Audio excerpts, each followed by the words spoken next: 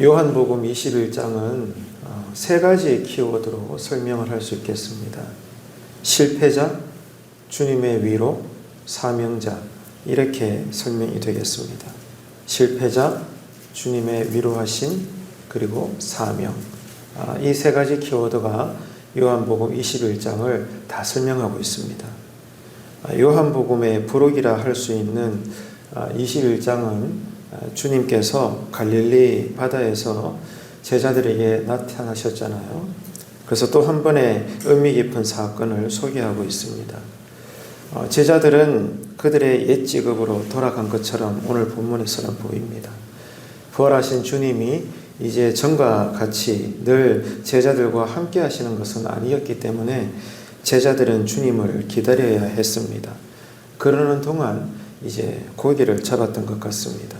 그런데 전문적인 어부임에도 불구하고 제자들은 밤새도록 고기를 잡지 못했는데 부활하신 주님으로 인해서 다시 많은 물고기를 잡아 끌어올립니다. 제자들은 그제서야 부활하신 주님이신 줄을 알아보게 되죠. 이 사건은 이미 예수님께서 요한복음 15장에 포도나무 비유를 설명하실 때 이런 교훈을 주셨습니다. 주님을 떠나서는 아무것도 할 수 없다. 이 분명한 교훈을 말씀하신 바가 있는데 지금 제자들이 예수님의 말씀을 듣고 그물을 오른편에 던졌을 때 그 유명한 153마리의 많은 물고기를 걷어 올리잖아요. 그 상황에서 이미 주님이 제자들에게 교훈으로 주셨던 나 외에는 나를 떠나서는 아무것도 할 수 없다. 내 말이 아니거든 내 말에 순종하지 않고서는 아무것도 할 수 없다는 그 분명한 교훈의 사실을 제자들은 상기를 했던 것입니다. 우리도 마찬가지입니다. 오늘 또 우리가 이 하루를 살 때 우리는 아무것도 할 수가 없습니다. 우리는 정녕 아무것도 아닙니다. 그러면 어떻게 삽니까? 왜 삽니까? 오직 하나님의 은혜로 사는 겁니다. 하나님의 은혜로, 능력으로 하나님이 우리와 함께 하실 때 오늘 또 우리는 신앙과 삶의 열매를 맺는 것입니다. 그래서 매일 엎드려 기도함으로 하루를 열고 종일 그리스도와 연합하는 삶을 오늘 또 우리는 사는 것이죠. 주님은 제자들을 위해서 숯불을 피워주십니다. 그리고 직접 생선과 떡을 준비를 하시죠. 그 자리에서 베드로는 주님께서 준비한 이 숯불을 보면서 상당히 마음이 불편했습니다. 상당히 그 마음에 근심이 가득하게 된 거예요. 이유가 뭘까요? 얼마 전까지 이와 똑같은 불을 쬐는 상황에서 이 베드로는 수제자임에도 불구하고 평상시에 그렇게 호언장담했지만은 보란듯이 예수님을 3번이나 부인하면서 저주까지 했습니다. 그 기억이 떠오르는 겁니다. 예수님께서는 의도적으로 지금 이 상황을 재현하고 있는 거예요. 그래서 지금 예수님의 의도에 맞게 베드로는 이미 마음이 상당히 불편한 가운데서 예수님이 준비한 숯불과 생선과 떡을 받아 먹고 있는 것입니다. 자, 이런 베드로를 향해서 주님은 가차없이 말씀하십니다. 베드로야, 네가 이 사람들이 나를 사랑하는 것보다 정녕 더 나를 사랑하니? 라고 물으십니다. 그런데 이런 지금 예수님의 물으심은 상당히 의도가 있습니다. 왜냐하면 베드로라는 사람이 어떤 사람인가 하면 원래 그 기질 자체가 내가 다른 사람들보다 당신을 더 사랑합니다. 다른 사람들과 비교해서 내가 더 열심을 냅니다. 왜냐하면 베드로는 열심당원이기도 하거든요. 배운 것은 없고 성격은 급하지만 그러나 이 무식하지만은 이 무지한 이 베드로 안에 무언가 꽂히게 되면 그를 향한 이 열심과 열정과 이 그를 향해 달려가는 마음은 정말 다른 사람들보다 먼저 뛰어나가는 그런 면이 분명히 있습니다.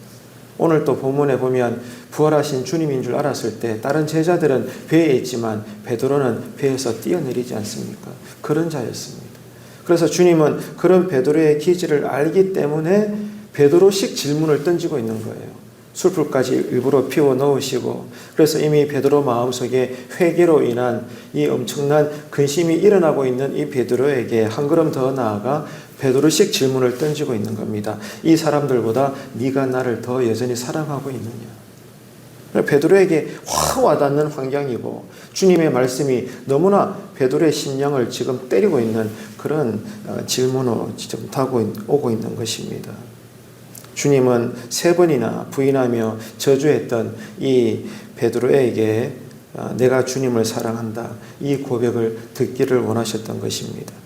베드로는 3번 연급 후 주님께서 물으시는 질문에 그렇다라고 자기의 마음을 드러내고 있는 거죠.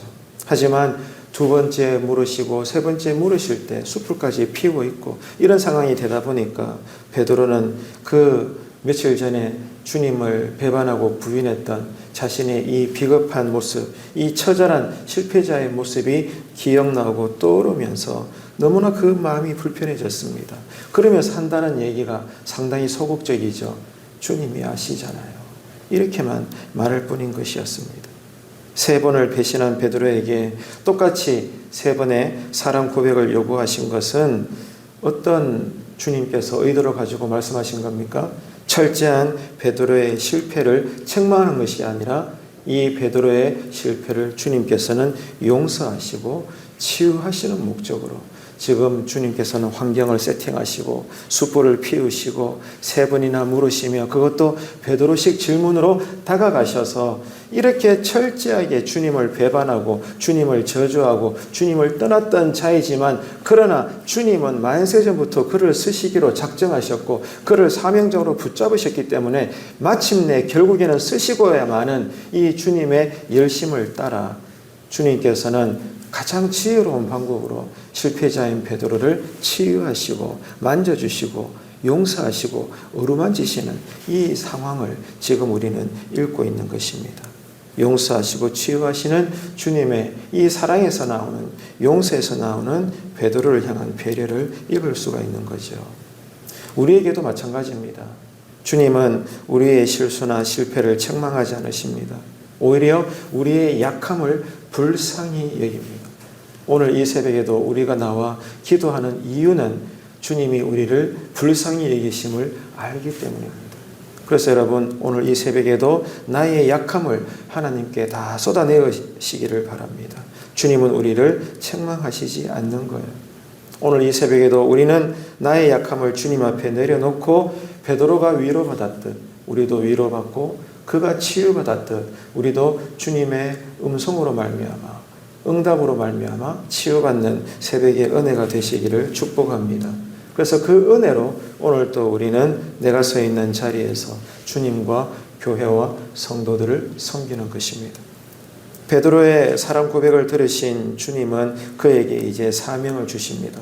내 어린 양을 먹이거라, 내 양을 치거라, 내 어린 양을 먹이거라.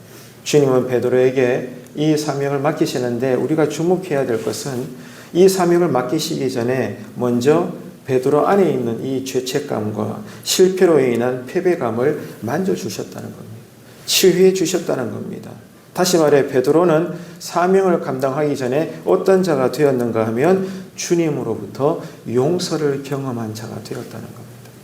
이게 여러분 우리 안의 능력입니다. 내가 잘나서 헌신하고 충성하고 봉사하고 섬기는 것이 아니라 내가 하나님께 은혜를 받고 내가 주님으로부터 용서를 받은 자임을 깨달을 때 그 경험이 내 안에 거룩한 능력이 되어서 나도 누군가를 섬기는 것입니다. 이게 주님의 은혜인 것이죠. 주님께서는 베드로를 세우시기 위해서 그에게 먼저 처절한 실패를 허락하셨던 겁니다. 이 실패는 나쁜 것이 아닙니다. 베드로 안에 살아있는 자를 산산조각내기에 충분한 것이었죠. 여러분 명심하십시오. 내 안에 내 옛자가 깨어짐이 없이 내 옛자가 주님과 함께 십자가에서 죽었다는 것을 기억하지 않고서는 절대로 우리는 섬길 수가 없습니다. 주님을 섬길 수 없고 교회와 성도들을 섬길 수가 없는 것입니다. 실패는 어떤 것입니까? 여러분, 용서의 은혜를 경험하는 전제 조건이 되는 것입니다. 주님을 섬기고 주님의 양을 돌보는 사역자의 조건은 다른 거 없습니다. 사명자로 나를 쓰시는 주님 앞에 내가 용서받은 자야, 내가 주님으로 인하여 회복을 경험한 자, 내 안에 먼저 이 새 은혜가 충만할 때 주님이 나를 어디로 인도하시듯 주님이 나와 동행하시기에 나는 넉넉히 나에게 주신 사명을 감당할 수 있는 겁니다. 다른 거 없습니다. 내가 주님을 사랑하는 자가 되십시오. 주님이 나를 사랑하시기에 그 기억 안에서, 주님 사랑 안에서 나 또한 주님을 사랑한다라고 여러분 철저한 그 사랑 고백이 있어야 합니다.